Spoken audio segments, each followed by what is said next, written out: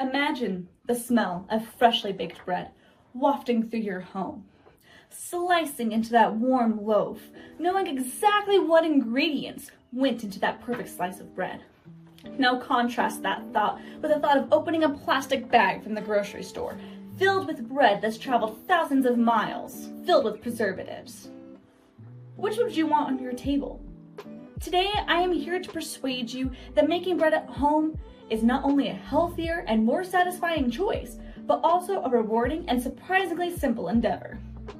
According to Northern Healthcare, an independent provider of supported living services, baking is considered an art, a creative therapy. Northern Healthcare also informs us of how baking can enhance our creative outlet. From decorating baked goods to experimenting with flavors, our right hemisphere of our brains, our creative outlet, is put to work. Baking can help improve psychological health because it is a creative therapy. There's a study done by Dace Venezuela at Leuven Academy of Sciences to see how creative therapy affects the levels of stress in people. The results showed a significant decline in stress due to the addition of the creative therapy, measured through the stress indicator cortisol. What about emotional parts of our health? Achieving a goal makes one feel good. Getting all assignments for school done, getting a project for work completed on time, and even a finished cake ready to be cut.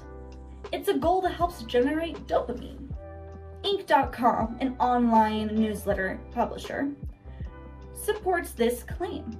An article by Wanda Boudreau, an expert in writing and business, wrote an article for Inc.com on how baking improves one's mood.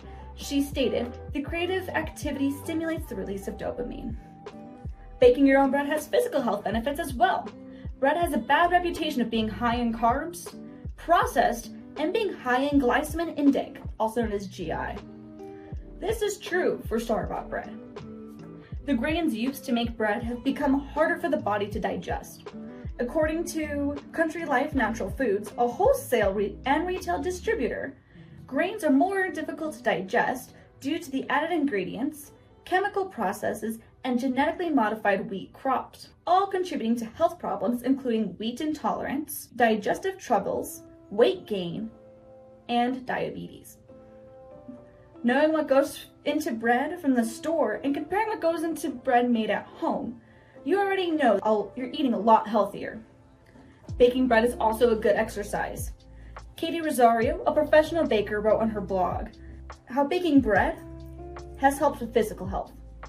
According to Katie, kneading the dough is its own light workout, burning calories and boosting blood circulation, a great way to get light cardio in. Moving from the health aspect of baking at home, there are also the economic benefits. Grit Ritual, an American know-how country-style magazine, had a feature of the breakdown of the cost to make bread by Loretta Sorensen.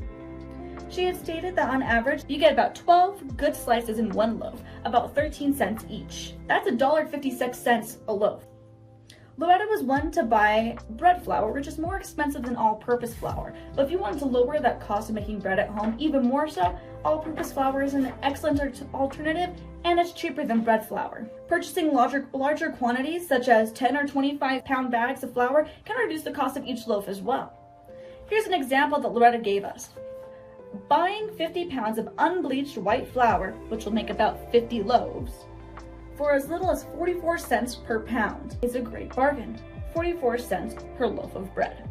One loaf of soulless sweet bread at Walmart costs $5.64, and that can be found in the Walmart store.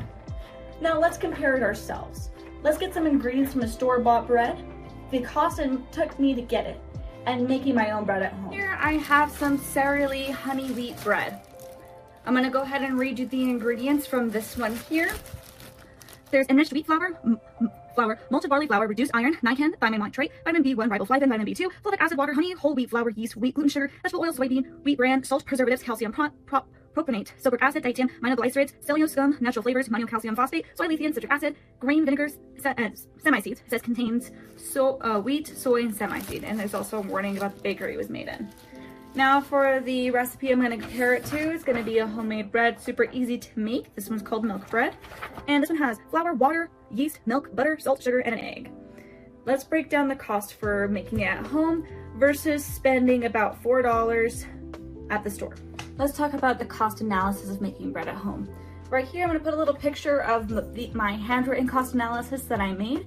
I have all the ingredients of us making homemade bread. The flour, yeast, milk, butter, sugar, egg, salt, and water. You're going to notice at the very bottom, salt and water is combined. It is called a Q factor. So I have that one labeled as our Q factor because water you have at your faucet. The salt is just a pinch. You can't really measure it. I have the at purchase price for each ingredient listed down. I have the unit in the package.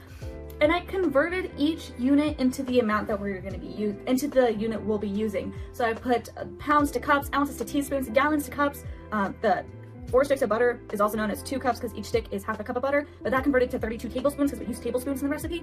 There's 4 pounds converted to tablespoons, and then eggs on their own, they are in individual units. There's a pack of 12, we only use 1 for this loaf of bread. After I converted all of those units, you'll see right over here that I have the price per unit. Now going on, I have the amount used right next to the unit, the price per unit.